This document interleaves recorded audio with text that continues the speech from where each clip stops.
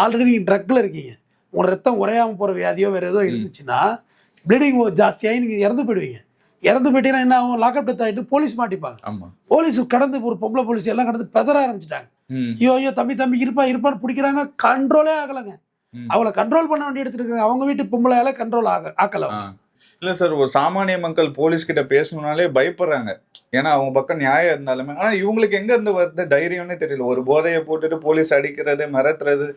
அதாவது அதுதான் தம்பி, போதைங்கிறது சொன்னீங்கல்ல, உங்களோட சந்தோஷத்துக்காக சாப்பிட்றதுங்கிறது ஒரு குரூப்பு. இன்னொரு குரூப்பு அதில் வைப்பு. இந்த குரூப்பு தான் இந்த இடம் ஒருத்த பண்ணிடுறது.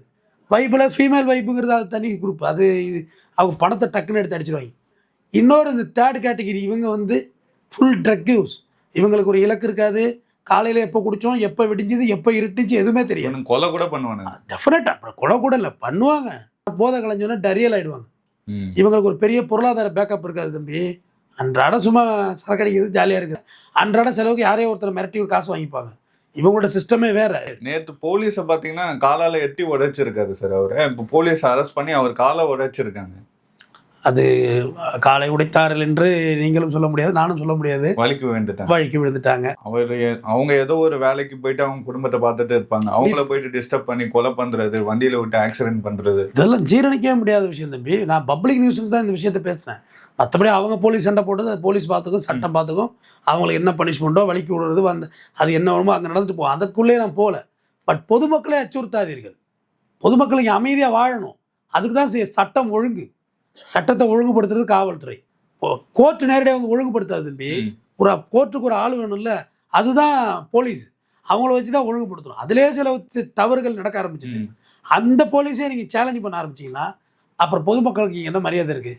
இப்போ இந்த போதைப் பொருள் கலாச்சாரத்தை ஒழிக்கவே முடியாதா சார்? சுத்தமாக முடியல தம்பி. அப்புறம் வெளிப்படையாக ஒத்துக்குங்க, சில விஷயங்களை ஒத்துக்குங்க. ஃபுல்லாக ஸ்ப்ரெட் ஆகிட்டு தம்பி. அதுவும் இப்போ வந்து ட்ரிங்க்ஸ் வந்து அடித்தா நீ வந்து போலீஸ் ஊதி பார்த்து 10,000 போடுது, கரெக்டா?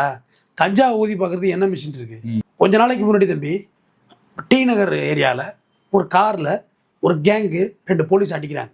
2 போலீஸை அவங்க கம்பெல்லாம் முறிச்சிக்கிட்டு அவங்களே போட்டு அடிக்கிறாங்க. கீழே கமெண்ட் பாக்ஸில் பார்த்தேன், இது இப்படி இப்படி பறக்குது, குட்டு அது இதுன்னு கீழே போட்டிருந்தாங்க. தவறான புரிதல்.